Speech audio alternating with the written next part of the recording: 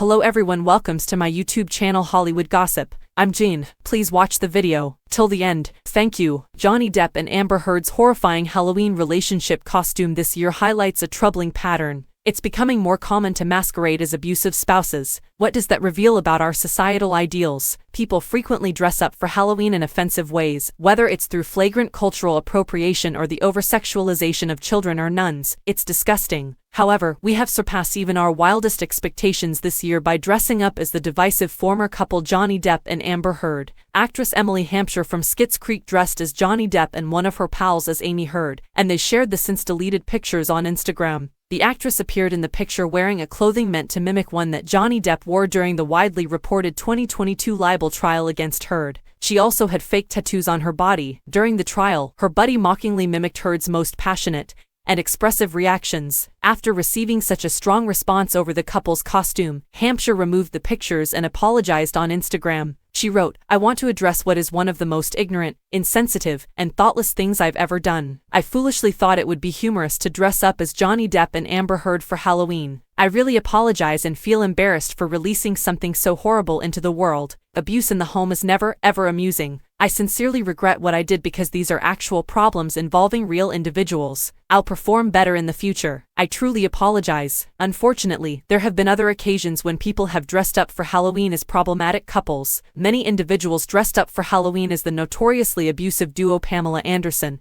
and Tommy Lee after Hulu's Pam and Tommy premiered last year. Recall that Lee was arrested for domestic abuse and sentenced to 6 months in prison after entering a plea of not guilty to Anderson's allegations that Lee had kicked her while she was holding their child. In addition, people dress up as Ike and Tina Turner, whose marriage Turner wrote about being full of violent beatings, shattered bones, and sexual assault. All of this became well known when the 1993 biopic What's Love Got to Do with It won numerous accolades, and was nominated for numerous more, especially for Lawrence Fishburne and Angela Bassett's portrayals of that troubled couple. I have seen that Halle Bailey, an online singer, and her rapper lover DDG have dressed up as Whitney Houston and Bobby Brown, two more abusive relationships. According to reports, in 2003, Brown faced charges of misdemeanor battery connected to domestic abuse. It goes without saying that when it comes to dressing an abusive marriage, people are unable to read the dang room. It almost seems as though the abusive parts of the relationship turn into a show and a gimmick, similar to how the Depp and Heard trial turned into a cruel media circus. It only demonstrates a pattern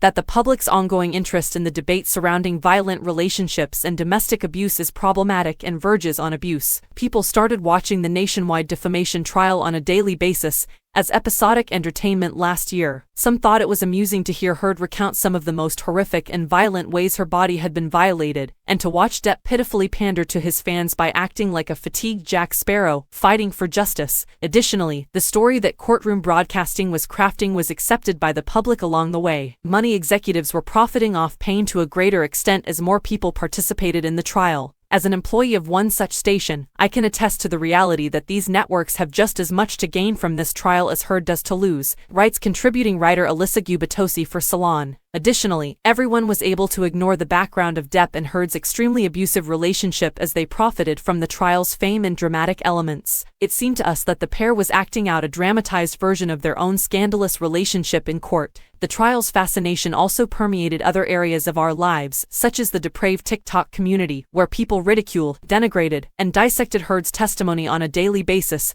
and painted Depp as the innocent victim who was wrongfully convicted. However, the trial also made its way into popular media, such as Saturday Night Live, where the cast made fun of the domestic abuse defamation lawsuit. Nicole Wallace, played by Kate McKinnon as an MSNBC anchor, refers to the trial as cuckoo. Cecily Strong, who plays an enthusiastic judge in the case, is really just a big fan of Johnny Depp and is using the trial as an excuse to show off her admiration for the actor. We still have a huge blind area, and that blind hole has serious consequences, even if we have rethought the dynamics and duties of both the abuse victim and the abuser. One of the public's poorest demonstrations of empathy and comprehension of what it means to be an abuse victim and to publicly confront one's abuser came during the Depp and Heard trial. We took Heard's tangible, throbbing pain and made it something to laugh at, mock, and make fun of. For the entirety of last year, it was socially acceptable for celebrities like Hampshire to dress up and make jokes about Heard and Depp and the trial, which is easy to understand. Saying that Heard was a victim of abuse at the hands of Depp was extremely unpopular. All of this is to say that, as a collective,